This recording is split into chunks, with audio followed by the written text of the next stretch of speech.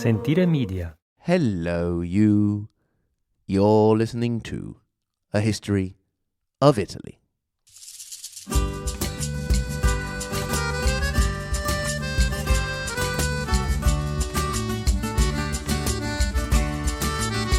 Special interview episode with Philippa Gregory on Maria Beatrice D'Este. E non posso più accucciarmi e così ritorno su.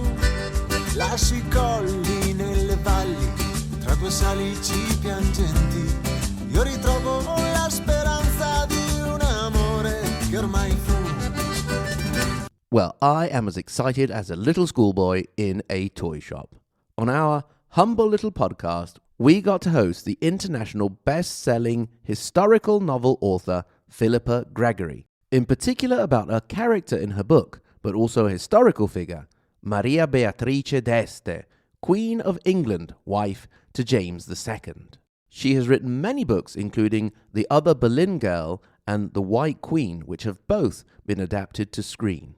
She graduated from the University of Sussex and received a PhD from the University of Edinburgh, where she is a regent. She holds honorary degrees from Teesside University and the University of Sussex. She is a fellow at the University of Sussex in Cardiff and an honorary research fellow at Birkbeck University, London. In 2020, she was made a CBE in the Queen's Birthday Honours for her service to literature and charity.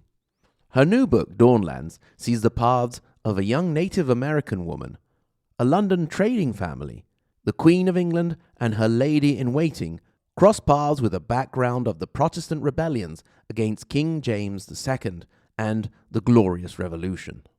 I hope you enjoyed the interview. So, hello, Philippa. Thank you very much for coming to the program. Thank you. It's a pleasure to be here. Yeah, it's a pleasure to have you. Thank you very much for accepting. And this evening, Philippa has been very gracious to accept the fact that I've sort of hijacked your book in a certain sense. So although we have spoken about the book in the intro, I'm going to ask you to focus a little bit more on one of the characters. We have historical character and a character in the book whom we see through the eyes of this lovely, if I may say, Machiavellian character, which is Livia Avery.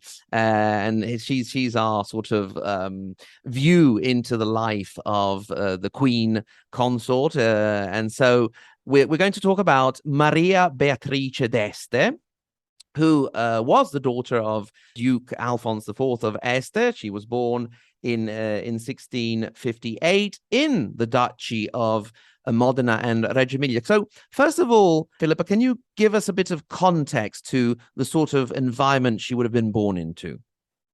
Well, her father died when she was quite young, and I think as a noble young lady, that's a big miss in those days, because you don't have that sense of, in a very patriarchal society, you don't really have that sense of the leader of the house.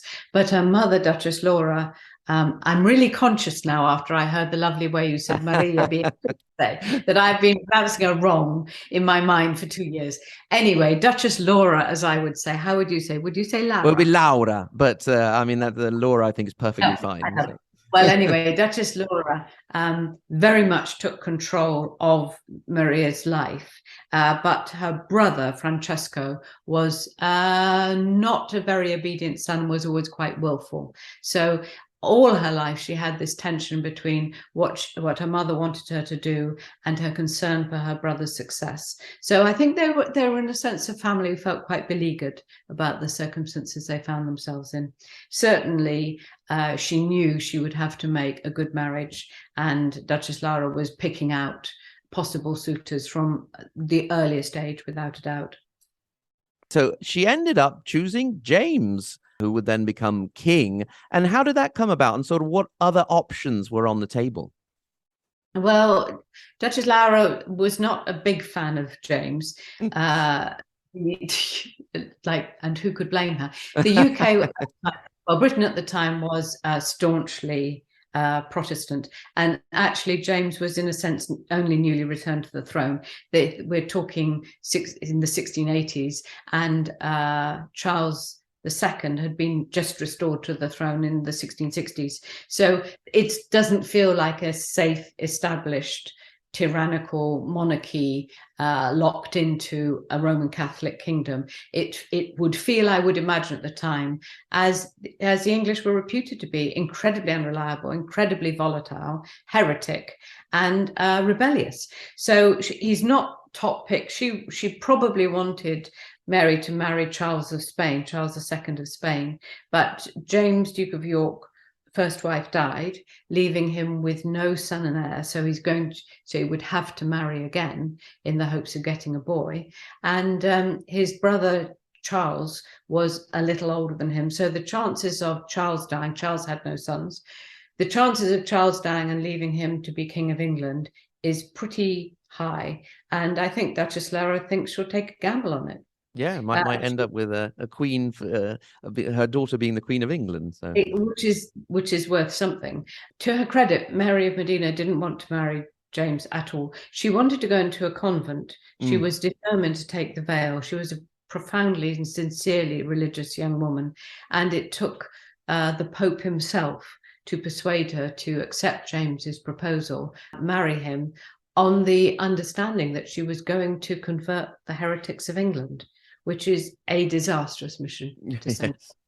Well, that was the other side of the question, because you were saying, Philippa, that Duchess Laura and Maria Beatrice herself were not too keen on the English match, let's call it. How was she then perceived by the English, this Catholic, possible future Catholic queen coming to the country? It seems now rather hard-hearted. She was a very beautiful young woman of 15. She was marrying a man 25 years older than her, himself not very beloved of the people at all. But also you have to remember that the English people were a bit fed up with foreign European Roman Catholic queens. Charles II's wife had not produced a son and was, widely, the Catherine of Braganza was widely regarded as a failure in that sense. Also Roman Catholic, also suspect. The previous king's wife, Henrietta Maria, although had dutifully produced a range of sons, was tremendously problematic in England, being both Roman Catholic and incredibly interventionist in politics. So there's a real sense that, we really don't need another foreign princess. Foreign princess stealing the queen jobs. Stealing the queen jobs and putting their, half foreign Roman Catholic babies potentially on the throne. Also, the previous wife to James II had been also very unpopular, an English woman that had perhaps persuaded him to marry her after her pregnancy. So a sense of a jumped up courtier. So we don't want that either. And she became Roman Catholic, which is another problem. So one of the difficulties that the English people have is that the Stuarts and their wives, or even their mistresses, all convert to Catholicism. And this is at a time where the English Reformation is so new that there are people who will know of people who gave their lives for their faith. So it's a very, very hot button. Yeah, definitely. And we see a lot of that in the book, thanks to also one of the main characters, which is Ned Ferryman, which is also another very interesting, well-rounded character that we have. And so what was Mary's life like at court and as Duchess of York and then the Queen? In the book, at a certain point, you have her saying, actually, life is pain. So it can't have been sort of the best situation for her. I think it's very mixed. When she first sees her husband-to-be, she bursts into tears, which is never a good sign. Not a good sign. But she gets sort of used to him, and he tells his daughters are her age. He actually tells his daughters he's brought them a little playmate, which is just so nauseating to us now. We've got some records of her playing at snowball fights and running into the royal apartments with the king running after her, the duke as he was then, pelting her with snowballs. So I think in the early years when Charles II was still on the throne and they were just a duke and duchess, it was probably more playful and less difficult. But even then, there was a real feeling that what the English didn't want was another Roman Catholic family being put over them. And so a lot of the time they're in exile. They get sent away to Scotland to court in Edinburgh. really in the hopes that people aren't going to see them. And then when Charles dies, they come back and take the throne. And there's a sort of a bounce of popularity because, you know, the old king is dead, but at least we've got a king. It's not that he died without an heir, but we've got an heir. And they completely throw that advantage away by their incredible stupidity in insisting upon a Roman Catholic practices at court, in expanding and opening the country to Roman Catholic evangelical priests. I mean, evangelical in the sense of spreading the religion. Yeah. Or re-spreading the religion. Returning the religion, opening Roman Catholic schools. I mean, they say that every town had a Roman Catholic school in it at a time where there's not that much education from the Church of England. I mean, it was a real disaster. And there's first of all this rebellion from the Earl of Arran in Scotland, which everybody kind of gets on James's side for. Then the Duke of Monmouth, the Protestant Duke, bastard of Charles II, lands in the West Country and has this surge of popular uprising, very much based on religion and against tyranny, which is where Ned Ferryman, who you mentioned, comes into the picture as an ex-Cromwellian soldier who really joins in on this and sees it as a step forward in the democratization of England. And that rebellion is defeated and put down so savagely and so barbarously that even the people who supported the monarchy are starting to wonder if they're not going to be tyrannical, as the European Catholic monarchs are supposed to be. And then thereafter, James insists on keeping a standing army, and the whole sense of the country turns against him. They just don't think he can be trusted. And they're terrified of him bringing in the Irish Roman Catholic soldiers against English Protestants. And part of the terrible divide that remains for Britain and Europe today over the fact that Ireland was colonized and terrorized by the English. It doesn't start now, but this is a real problematic point for it. Of course, yes, definitely a push in that direction. Yes. Yeah, and even more when William of Orange comes in and, you know, finishes off what Elizabeth I started. I mean, it's a very dark days in English history. And so then William of Orange does come. I don't think we're going to spoil anything there from the book. And Mary and James are forced to flee. We have this adventurous escape in the book, thanks also to Livia, who intervenes with the Ferryman family. And so she spends the last of her days in exile, the queen over the sea. What was that like for her? I think it was, I think it was probably nicer than being Queen of England with the rebellion going on almost all the time. She lives very close to the French court. She's very well regarded in the French court. She works almost as a queen. James, who's widely disliked, has a stroke and dies quite early on. Of course, she is very much younger than him. And then she regards herself as regent to her son, Charles Edward, who is known as the Young Pretender, and who continues to expect to go back to England to acclaim as England moves on to the incredibly unglamorous but very Protestant Hanoverian monarchs. So you then have this tradition in England, which is, you know, we do love a loser, which is the king over the water, to which everybody pledges their troth, but never ever turns out to support them when they land full of hope. When the time comes. That exactly. Yeah. And in researching Mary, you will have come to know her quite well. How do you feel about her? And I mean, the way we see her in the book, does that reflect your feelings about her? And what kind of relationship did you have with her in the end? Well, as you say, she's seen a lot through the eyes of Livia, and I apologize to all Italian women at this point. Livia is the classic. Yeah, Machiavellian mother-in-law. Exactly. You know, so beloved of English Victorian fiction. So, like, I literally borrowed her from other people's novels, and I'm sorry because I know a number of Italian women and I like them very much, and they're none of them complete snakes like Olivia is. Yes. She's such a great character to write. She's wonderful. She's just a wonderful character, so she's turned out so well. She's completely fictional, and her view of Mary of Modena is quite exploitative, and one of the tensions in their relationship is that Livia actually genuinely feels for her and genuinely feels loyalty for her, but her default mode is always what is going to be good for Livia. So it's quite an interesting relationship to describe.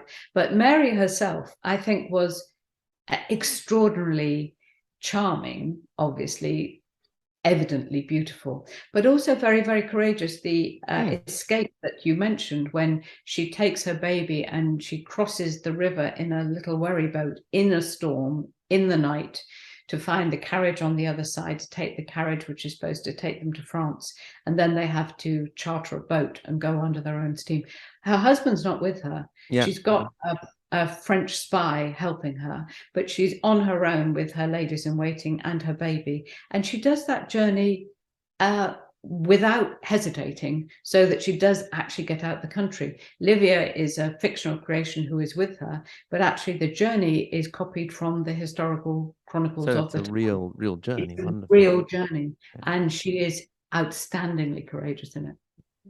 Wonderful, Philip. I really wish we had more time. Maybe we'll have a chance to speak again. So, Dawnlands out on the 8th of November, correct? That's right. Okay, and all bookshops, I imagine, Amazon, etc. But let's try and support our local bookshops, of course. Independent bookshops and anywhere you get books. Wonderful. Thank you very, very much, Philippa.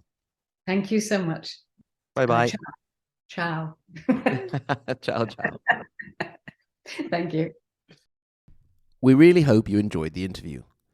If you're not a regular listener of A History of Italy, it is a chronological history of the Italian peninsula from the fall of the Western Roman Empire to the current day, if we ever get there. We try and make this complicated history a bit more interesting by throwing in the occasional rabbit winning a siege, swords stuck up places we shouldn't mention, pet elephants that may or may not have been spoiled to death, and we also throw in the occasional reenactment of how we believe certain historical events went down. You can listen to A History of Italy wherever you listen to podcasts. You can also get in touch. hello@ahistoryofitaly.com, and we are also on social media, Twitter, Facebook, and Instagram. Go and buy your copy of Dawnlands, and until next time, arrivederci.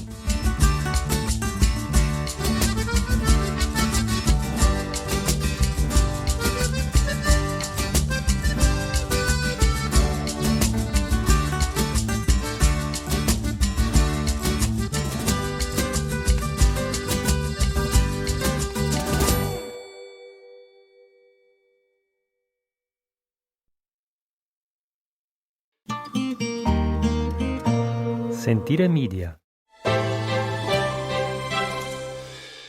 Hey, podcast producers and show hosts. Do you want to join a podcast network that celebrates all things Italian? At Sentire Media, we understand the allure of Italy and its unique culture. Our devoted team of hosts and producers are all driven by their shared passion for Italy. And we work tirelessly to create the best lifestyle podcasts and content that will whisk you away to the very heart of Italy. With us, you can savor the mouth-watering flavors, get lost in the stories from the past, break down the cultural barriers, and truly immerse yourself in the vibrant traditions of this intoxicating country. If you have a great podcast idea or are already in production and would like to join Sentire Media, head over to sentiremedia.com, that's SENTIRE media.com, and find out how to submit your show.